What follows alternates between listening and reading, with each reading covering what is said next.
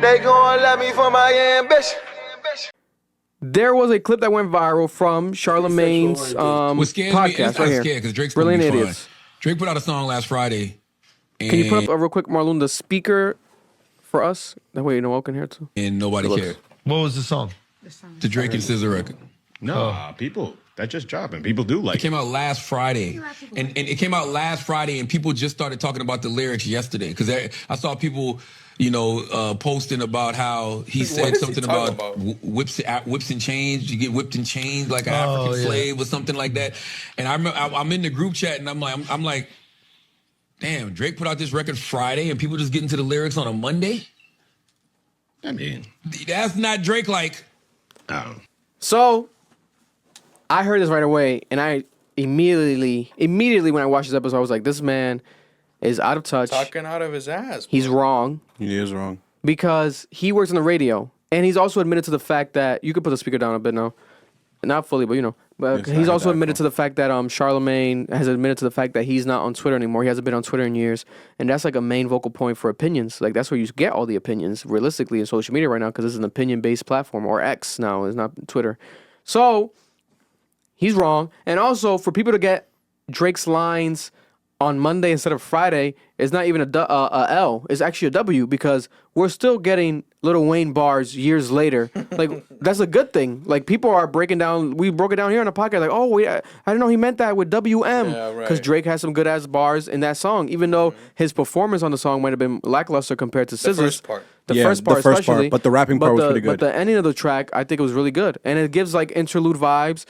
Didn't give hit song vibes. That's not the goal with that song. There's no music video. There's not even any cover art because Halle Berry didn't approve of it. The fucking visualizer. Yeah, it was a quick He gave us something so we could shut the hell up. Exactly. Something to hold us over until the album gets out. Right. And on top of that, Charlemagne the God, this song is a #1 song in the country now. Literally, as of today, it's the #1 song on Hot 100 Billboard. It has its own trend on TikTok. Like, there are women on TikTok taking the part where he's breaking down the months. The months, yeah. And they're in front of the camera and they're getting emotional and they're like, feeling what he's saying. Their state of minds throughout that whole throughout the months, So like, what the hell is? And this is, but this goes back to your point, Vic. At the end of the day, Charlamagne doesn't understand this because this nigga's not on TikTok. Yeah. Nigga not on Twitter. He's out of touch. He's out of touch, bro. That's and it. The podcast is called Brilliant Idiot, so they do that a lot where like they're brilliant idiot, like they'll say a lot of dumb shit and it's like funny, etc. But this one was just inaccurate. Now we have Drake actually responding to a lot of people are assuming this, right? I think it was this because this is the most recent one that went viral, but he's had a lot of issues in the past with Charlamagne the God. He's talking to Edwin in the background. But with Charlamagne the God, because they might think you're talking about me, you gotta be careful. With Charlamagne the God, See the God, who has called Drake out previously, has gone viral. We have always known this. That's why You Gonna Make Me Send Bottles of Charlamagne. He did that randomly in the Meek Mill verse because he was like, yo, you gonna make me start acting crazy. So crazy to the point that I'm gonna send bottles to Charlamagne, who's one of my biggest haters. He's like, I'm gonna show him actually love because I'm so crazy. And he actually did send bottles to Charlamagne, and everyone remembers that. Are you gonna show him what he said on Breakfast Club? No, so this was a clip that went viral. This was what Drake posted this. Aside from words, Drake posted this screenshot of this clip. This is a TikTok that has gone viral. Drake, I guess, watched it because he literally screenshotted this, so people are assuming that he watched this. So this is a viral compilation of Charlamagne dissing Drake throughout DJ Vlad interviews throughout the years. There's 3 sexual orientations out here. It's gay, straight, and Drake. And Drake is just a whole different type of breed. It don't got nothing to do with nothing other than he's just a different type of breed, man. Drake's used to people laughing at him and talking about him behind his back from high school. So that was the who's laughing at me post. I hear y'all laughing at me. Y'all supposed to be my friends. I think Drake can rap. You know what I'm saying? I think he can rap. He's a dope rapper. But I hate when he sings. And I just think personally, he's a corny guy. Get in the car the next morning, turn on like Power 105, and hear some nerd telling them that I'm gay or they have pictures of me, or that to me is like, why, man? Like, for what? Why are you using your job to tear me down? Like, you're a real fucking loser, Sorry. And I don't bother anybody. I'm not a foul artist, I'm not out here looking for trouble. I try and make beautiful music, try and be a positive role model. That's it, man. No new friends, no new friends, no new friends, no. Who talks like that? Now, I'll give it up to, shout out to Charlamagne's goofy, bro. I've always said that. Charlamagne, shout out to Charlamagne. Shout out to Academics. Academics broke this down where he deep dived into the past back and forth between Drake and Charlamagne and like the actual situation. So literally, after that Tim Westwood interview years ago that went viral where Drake was addressing Charlamagne the God went on Breakfast Club to talk about it, and he called Drake a hypocrite. He's like, "How am I the nerd? Why would you call me a nerd?" That's like calling Gabrielle Sidibe, the actress that plays Precious, calling calling me fat. You know, like it's like hypocritical. So then he admitted to sleeping with the same girls as Drake. Like I guess he was at that time. That's before Charlamagne's current relationship, his wife now with kids, his family, where he slept with a girl. I guess that was pillow talking about Drake. And I guess they had slept with the same girl, the Eskimo brothers. And on top of that, he had photos of Drake with his shirt off. Like he was talking about it. He showed them like on a podcast. Like it was like on the Breakfast Club. Very, very like old Charlamagne vibes. Edgy, crazy. Which to be honest, I know Marlon hates it. Like Marlon says a lot of people do. That's why a lot of people do hate Charlamagne. Because especially when it would pass the line when like he'll smell... Was it Jennifer Lopez's seat or someone's seat? Weirdo. He gives And then he did the whole breast thing with the porn star. Yeah, weirdo, and then the creep vibes, bro. the little mama. Hypocritical. Because you know what it Even is? though he didn't make Little Mama cry, it was Angela Yee, but he was still like baiting the situation in the moment. He tries to be Joe Budden in a very Another distasteful way. motherfucker. Gossip Girl, bro. Yeah, he doesn't like him.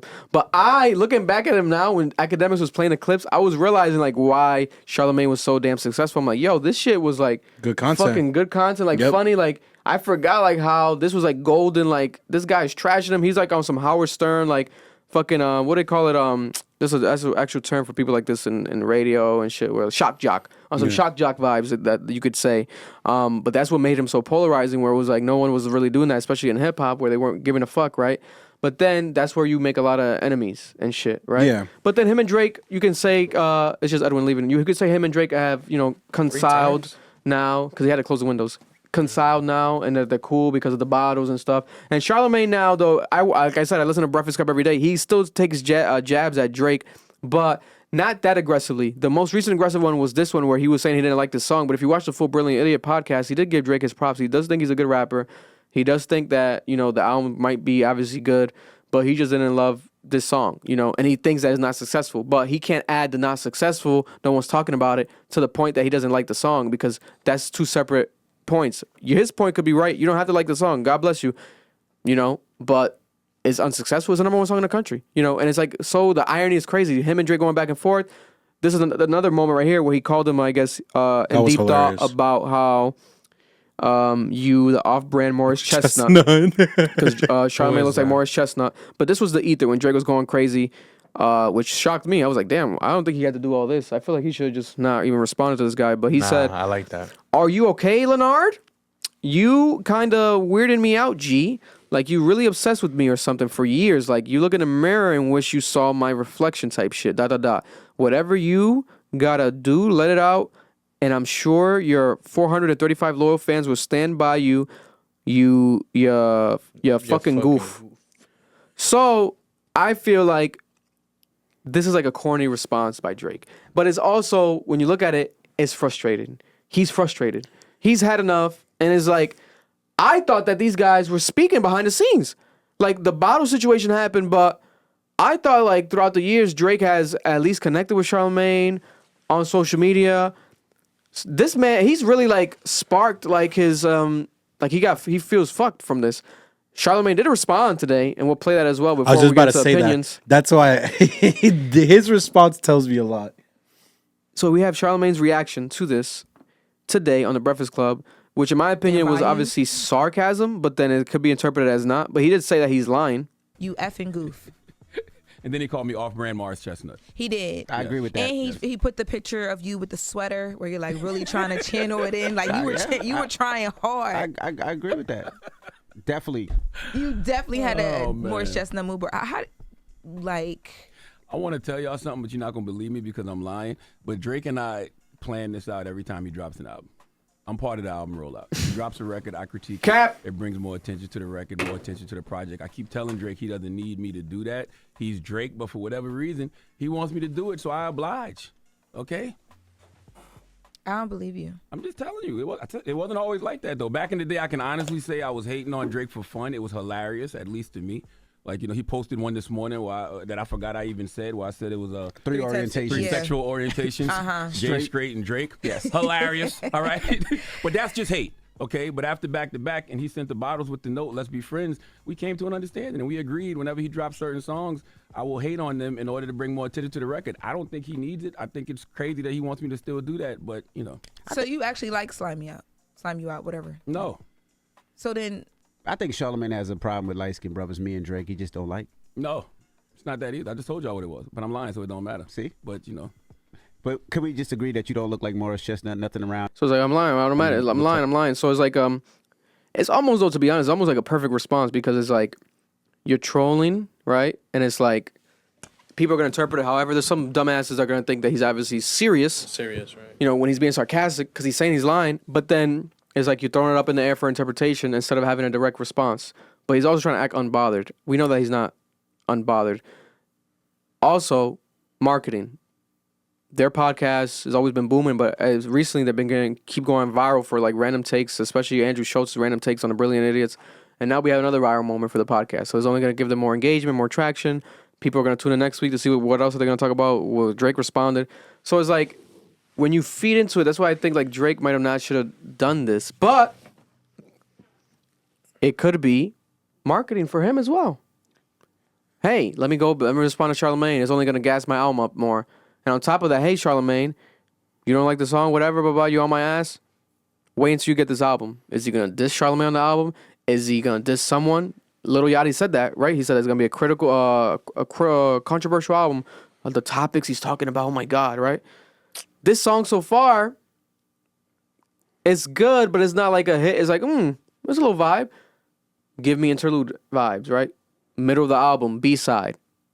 Is this the worst song on the album? This might be the worst song on the album. And he dropped it on purpose first on some, here's something, hold you over, and now let me go hard on the album. Because guarantee you, if this album is even a bit lackluster, guess who's going to go in on it every day? Charlamagne the God. So it's like now you have more pressure from people in the media, where it's like you already had the situation with Elliott Wilson, right? The back and forth with Elliott Wilson. Now you got another situation back and forth with Charlamagne the God.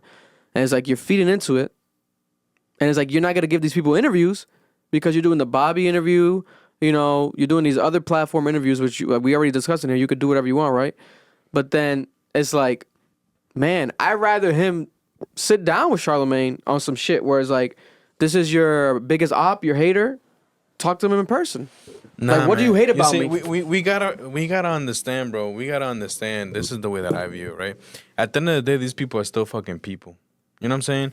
They're regular fucking people. This is normal people activity. You know what I'm saying? We used to do this shit back in the day. We would fucking throw subliminals and shit like that. We would do it. You know what I'm saying? I would do it if I would, because like you said, it's straight, out of frustration. So we're trying to say like his feelings are actually hurt. You mean? Maybe not hurt, but it's like, bro, like you want to talk all this shit on fucking, you know what I'm saying? I can do it too. Like, you think you have these many fucking viewers and shit like that? I got the same shit. You know what? Fuck it. I'm gonna just say how I fucking feel. At the end of the day, it's his fucking social media account. He can do whatever the fuck he wants with it. He deleted it. He did post and delete everything. Yeah, of course he did. Drake. My thing is this. I have a very problematic take on this. So, I think Drake should kill him. No. I actually think Drake and Charlamagne are cool. So you think it is how Charlamagne was? I think their marketing was falsely alluding, because you know what it is. He does it with Joe Budden. That's when I knew. You think that's fake too? No, hell, they don't have beef. They're friends. Yo, bro, they were going out on dinners, bro. That's like a real thing in like hip hop. Like niggas know they're friends.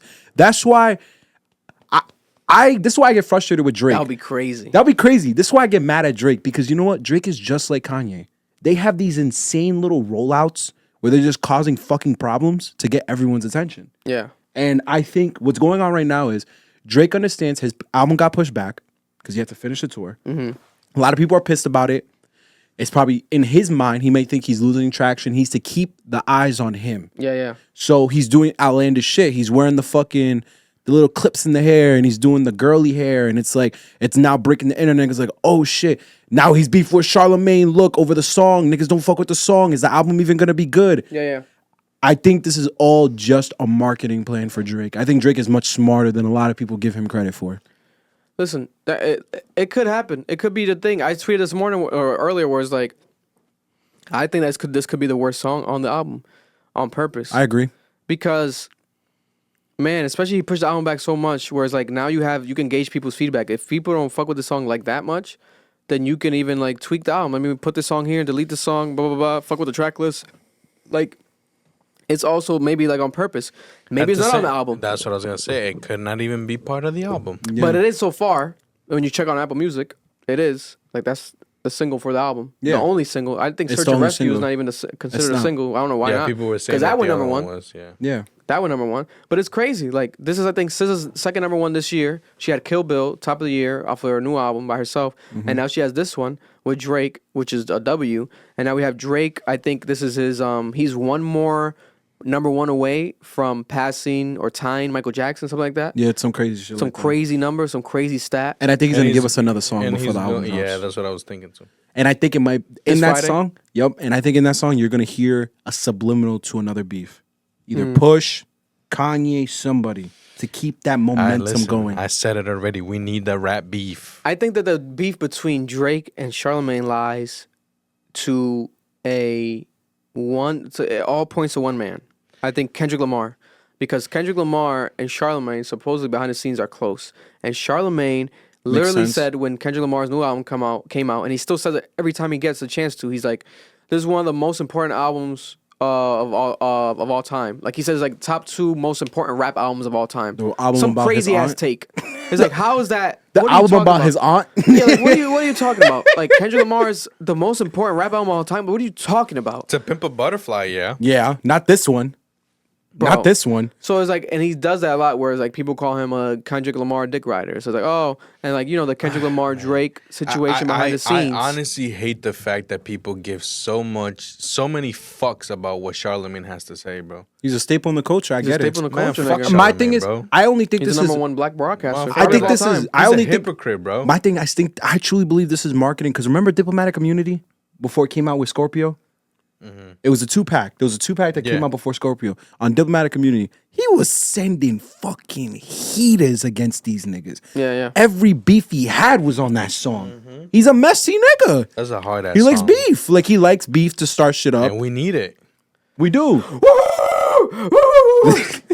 all the dogs. Listen, if Drake's the one that finally says Candyman and starts calling these niggas out, I'll be so happy. That's what he needs to fucking do. That's what he needs to do. Because you know what? I'm tired of this little beef between him and Kendrick. This shit is corny. Bro, this little sub. gotta We start need naming- rap beef, bro. Hip hop this year has been fucking atrocious. And bro. Kendrick was the only one willing to do it. Because remember that Element, the original Element verse got leaked. And he was trashing niggas. Yeah. And if it wasn't for Big Sean reaching out to him, hip hop would be in a very different state right now. They gon' love me for my ambition.